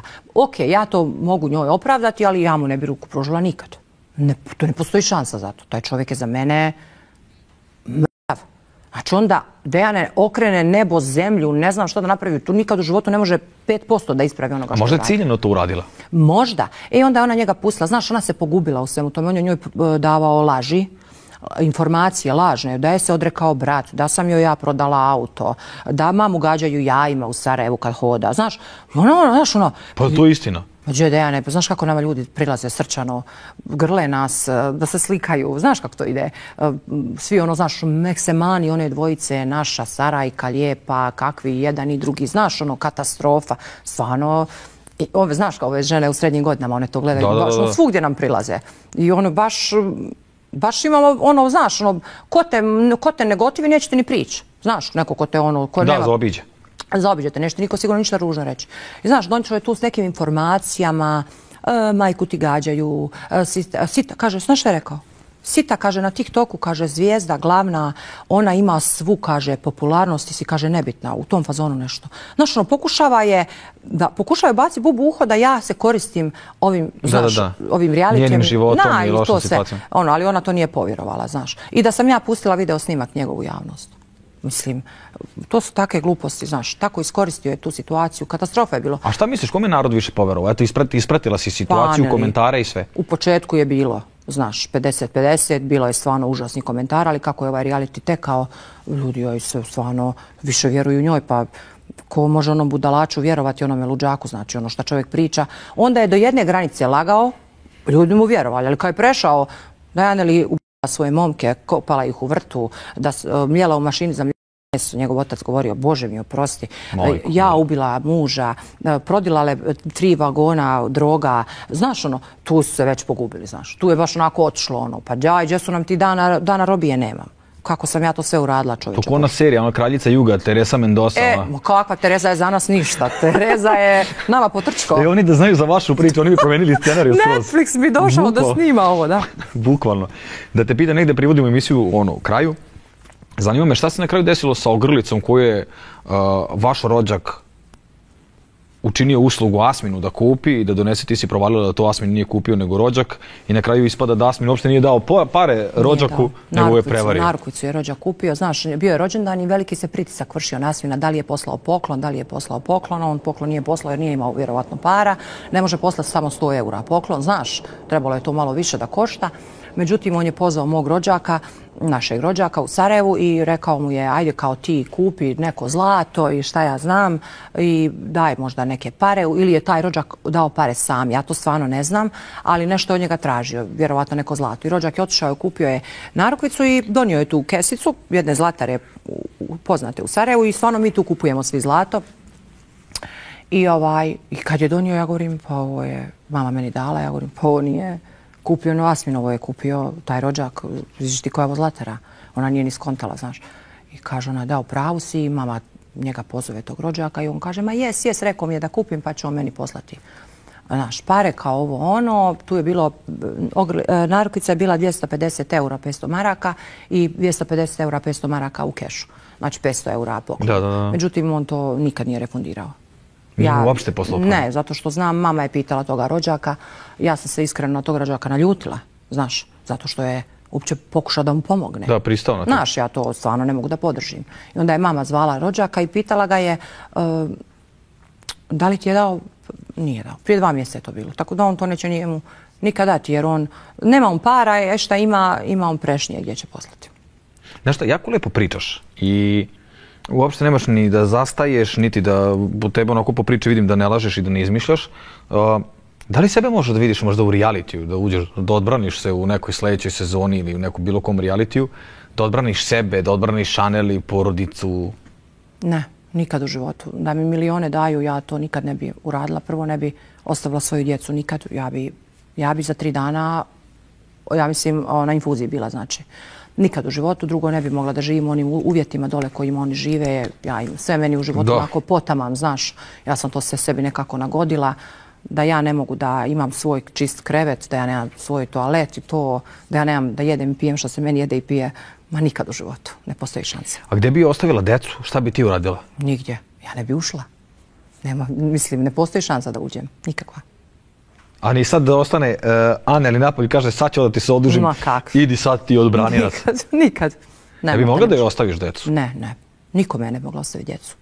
Nikome. Ja sam sad došla na 3 dana ovdje u Beograd, jer ti znaš da ja samo poruke šaljem, zovem, ja sam jutros u 5 sati zvala, ja sam njima doma naredila da ne smiju da ugase ton. Jer mene kad ufati panika, je li sve okej, da ja moram da zazovem i tako i jest. Ali bi imala povjerenje sad posle realitija, na primjer da ostaviš svoju djecu vani ili na tako par dana? Bi. Aneli je vani totalno druga osoba. Aneli je vani nešto sasvim drugo. Aneli kuha, sprema, čisti, vodi djecu na plažu. Znaš, i tekako bi mogla da joj ostavim djecu. I ostavit ću joj. I njoj i mami zajedno.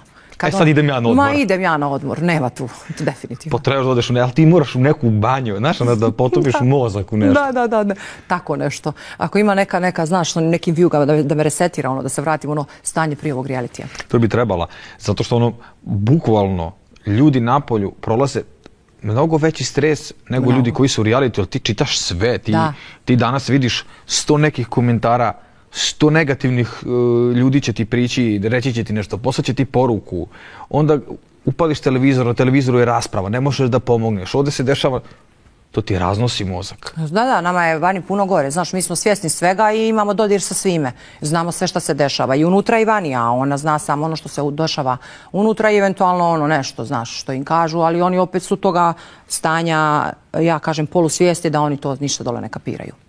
Pazi, Aneli te jednom iznenadila da ulazi u reality. Zamisli da dođeš kući i ona kao spremam ti iznenađenje i na vrata ulazi čovjek od 2,13, zove se Janjuš.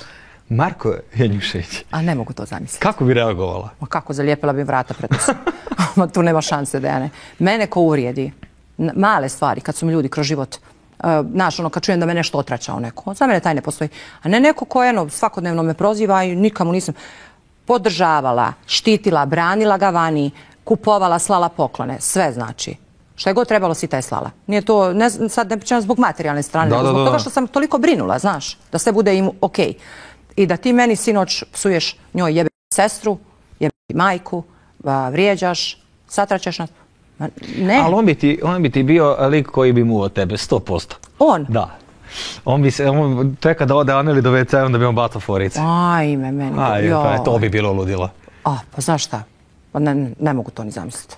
Stvarno, jednog smo Asmina preživjeli, a drugi mi ne treba. Ovo je drugi upgrade-ovan. Znaš, ovaj kad izađe... Nova verzija, da, nova verzija, da, software novi. Za kraj da te pitam, imam 2 pitanja. Svi su komentarisali vašu kuću. Tačnije tamo gdje ti majka živi. Komentarisali su onaj bicikli, kipove bez glava i ostalo. Šta se dešava to? Šta je to? Kakva kuća, stara bosanska kuća, kako su se gradile kuća jako puno para vrijedi, ona je lokacija, stari grad, znaš, mislim, okolo ondje što je bilo, moja mama je umjetnica, ona je slikarka. Mi cijeli život imamo problem s njome. Stvarno imamo, ja ne mogu reći, to je okej. Jer meni to nije okej, ali mi nju puštamo. Ona je žena od 60 godina i mislim da Bog da živi još 30 godina, ali želim da joj bude najljepše moguće sada, znaš, u ovim godinama. Radi šta hoće, kuća je njena dok je živa. To je kuća koja je ostala nama u nasljedstvo, znači to je njeno dok je ona živa. Ona je žena koja cijeli život ima puno tih nekih džiđa, kipova, svega. Ja to ne volim. Mama i tata su se isto tako svađali oko toga, jer tata isto to nije volio. Ona je baš da kuću pretrpavala i u Dubrovniku i u Sarajevu, znaš time. Ona je umjetnica i ti umjetnici ko nije imao nikad s njima neki bliži kontakt ne može to shvatiti, ali mi smo nju prihvatili takvu. Ona iz svega nešto vidi. Ja hoću da bacim neku saksiju, nemoj to baciti, daj to meni. Ona to nacrta nešto, lijepi, znaš one bisere, ne znam, i ona tu zasadi cvijeće.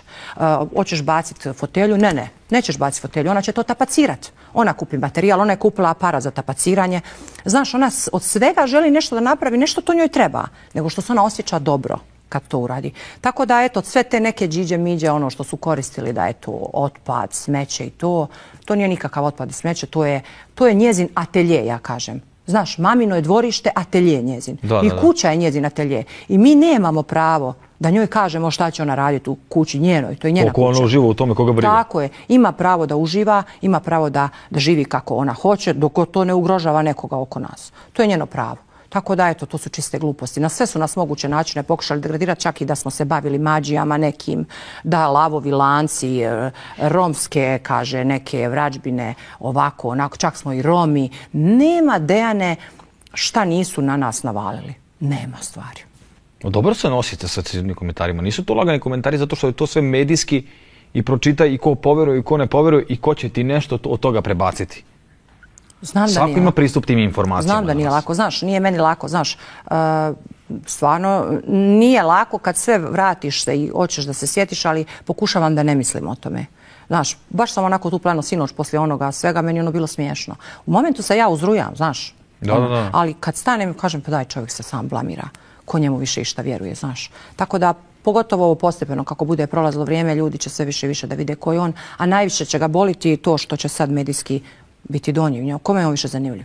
Ona kad izađe iz realitija, njegova karijera završava, više nije taj mega popularan lik. Ti znaš da će on sigurno posle ove emisije nešto komentarisati. To je. Pa naravno. Ali negdje ćemo da razbijemo i opet neke predrasude. Šta radiš? Čime se baviš? Ja u Dubrovniku imam svoju taksi službu, imam svojih 5 vozila, sin mi je sad dole, znači sin to vozi, održava sve skupa dok ja ne dođem.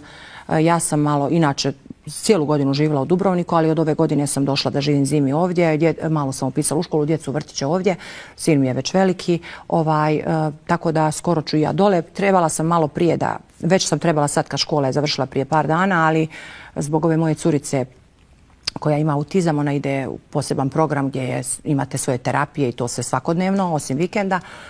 Rekli su mi da jednostavno sve više od 15 dana ako napustimo taj program, da će je vratiti unazad, tako da, nažalost, neću moći uzeti sebi više od 15 dana da boravim izvan Sarajeva, tako da čekam nju da izađe, da odemo odavde na finale, da izađe i onda ako Bog da krenemo, da odemo malo Dubrovnik, pa odemo malo Montenegro, Albanija, tu obalu da obiđemo, gdje možemo s djecom. Možda ćemo Hvar, Hrvatska, vidit ćemo. Znaš, ono gdje možemo povesti djecu i mamu, znaš da malo onaj... Ali možda se osloniš na sina, sve on drži pod kontrolom? Sve pod kontrolom drži. Dobro da imaš nekog u životu na koga se možeš osloniti? Kako ne, mislim ja sam mlada postala mama, meni kad, znaš, on meni izgleda kao, pa prijatelj. Da. Ko ti je najgori u realitiju mimo Janjuša? Jel imaš neko da te baš ono kad ga vidiš da ti... Ivan Marinković. On? Što on? Pa odvratan je, imao neumjesne komentare, vrijeđao je razne žene, ne samo Aneli dole, vrijeđao je na majčinstvo. Znaš, ti ženi kad udaraš na majčinstvo, to je nešto jako bolno. Aneli je jako dobra majka. Uzimaju u obzir ljudi to kao ona je ostavila dijete, ušla u reality. Pa ne znači to da nije dobra majka. Pa i ona je bila polupana, znaš, i u nekim momentima i to sve skupa. Evo, mogla je otići negdje u Ameriku da radi. Što majke kod u Ameriku, njih niko ne osuđuje. Ostanu sa nanama i dedama kući, a za njih niko ne kaže ostavila je djecu. Ona je ušla u reality. Ok, ja to ne podržavam. Meni je to katastrofa isto što je ušla. Ali ima pravo i ona da uradi ono što ona osjeća, tako je, a pritom dijete nije ugroženo. To je najvažnije. Nije ga ostavila na ulici. Znaš, Ivan Marinković, Milena Kačavenda, isto katastrofa, užasne stvari, vrijeđala je na nacionalnoj osnovi, Aneli, vrijeđala je na sve moguće načine. Ona, kako tako, eto, oni su mi onako najgori. Voljela bi da je kroz cijeli reality slušala Miću. Mića je onako iskreno govorio. Sve što je Mića govorio, bio ja iskren. A šta misliš, Mića je iskreno u svemu tome? Pa vidi, ne znam ja koliko on iskren, ali ono što je on njoj govorio je upravo ono što sam ja u svojoj glavi imala isto. I skloni se od njega i nemoj ovo i nemoj se miriti i stabiliziravao je 100 puta kad je bila u lošem stanju. Znaš, on je nju odvajao od svih tih ljudi koji su njoj bili podrška. Tako da može biti zahvalna što je imala Miću. I Đedović joj je pomogao, imao je tih svojih ispada gdje je i ogovarao, znaš, iza leđa, ali eto, uzet ćemo mu. A šta misliš da to možda neka kontramanipulacija zato što dođu posle pitanja slatki ste, nastavite, budite dobri? Kako misliš kontramanipulaciju? Pa zato što jedni ti govore nemoj, govore ti ljudi s kojima živiš nemoj, ne treba ti, šta će ti to, šta će ti ovo, šta će ti ono, a onda ti dođe kontekst sa spoljnim svijetom kada su pitanja gledalaca i kada dođe voditelj. Može biti i to, da može, znaš, može biti i to, ali vidiš ono kad slušam Miću šta je govorio, uvijek sam se našla u svemu tome. Uvijek sam našla sebe tu da bi ja to isto tako rekla. I na onaj isti način, onako, znaš, onako žustro, znaš, izgalamila bi se. Negdje sam se tu pronašla. Ne mislim da sam isto karaktera kao Lev i Mića, ali tu sam negdje vidjela njega kao da iskreno je to kaže. Da li misliš da će pobediti Aneli? Ne znam, Dejane, uvjerena sam negdje da će biti u prva 3 mjesta jer stvarno ima veliku podršku. I stvarno kad se glasa se masovno, ali ne mogu, volila bi, kako ne bi volila da bude pobjednica, ali ne mogu, jednostavno to ne mogu da ocijenim. Da, imaju 2 trudnice za sada. Da, imaju 2 trudnice, možda, dvije, tako je, nešto su govorili da još neko može trudan. Sljedeće su na BB show kao. Jao, da. Plodna sezona. Da, bukvalno je plodna sezona. Da li imate ti i majka spreman neki govor za Aneli kada izađe? Nemamo. Inače, sve što radim spontano. Nikad ništa ne planiram. Šta ćete joj reći? Šta ćete uraditi? Pa nećemo je napasti. Ona će izaći stvarno u psihičko lošem stanju. Nećemo mi nju šta si uradila. Nećemo je to raditi. S vremenom ćemo pričati i kad malo bude bolje i morat će shvatiti da je uradila loše stvari. Znaš, da nas nije ispoštovala na neke načine. Mada je ona podnijela stvarno veliku žrtvu dole i meni se duša cijepa kad ja nju gledam. Kažu ona nije jaka je ona. Kažu meni ljudi kako nema tvoju tu, možda nema tu moju žustrinu, znaš do kraja, ali ima ona. Jel ono lako 10 mjeseci da 80% kuće je na tebi, na tvojim leđima i da se dere na tebe i da te vrijeđa, da te napadaju i da ti veliku većinu toga realitija izneseš na svojim leđima. Je li to lako? To je stres na maks. Pa slomio bi se. Ko se ne bi slomio? Ma ne bi ja ono mogla izdržati. Ja bi nekoga vjerovatno izvrnula i izašla. Neko bi prošao kao Nikica, a? Tako bi neko prošao, da. Želim da ti se zahvalim što si došla da gostuješ. Nema na čemu. Dejane, ja sam tebi rekla da ću tebe ispoštovati jer uvijek si negdje bio, ako nisi bio, znaš, negdje obranio Aneli, uvijek si bio negdje realan. Realno si gledao ovu situaciju u moru ovih nerealnih, tih nekih kao javnih ličnosti koji su pričali o Aneli razne stvari o koji se nikad s njom u životu nisu susreli, znaš, izmišljali su svašta. Jeste, hvala ti na tome. Znaš kako, ja sam bio, i ne stvarno, ali ja sam pravednik i bio sam proglašen. Ja nekako, kako god da je stanje, da li 100 ljudi brani ili 100 ljudi protiv, ja imam svoje mišljenje koje uvijek kažem. Tako je. Htio neko se složi ili ne, ja moram da ga kažem, jer ako ne kažem, mene to kopka u želucu, stiska me. I negdje sam od početka bio na strani od Aneli i smatram da i dalje smatram. Ja sad kada bi mogao da komentarišem to, ja bi imao takve rasprave zbog toga što nas se janjušem. Apsolutno i tu bi te ja podržala 100%. Zato što je to korak koji uopšte nije trebao. To je bio korak koji ide, staneš na stepenici koji ide unazad. Tako je, tako je. I niko ne gasi onako.